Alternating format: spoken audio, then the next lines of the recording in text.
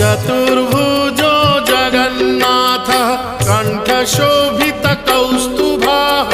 पद्मनाभो देवगर्भश्चन्द्रसूर्यविलोकनः जगन्नाथो लोकनाथो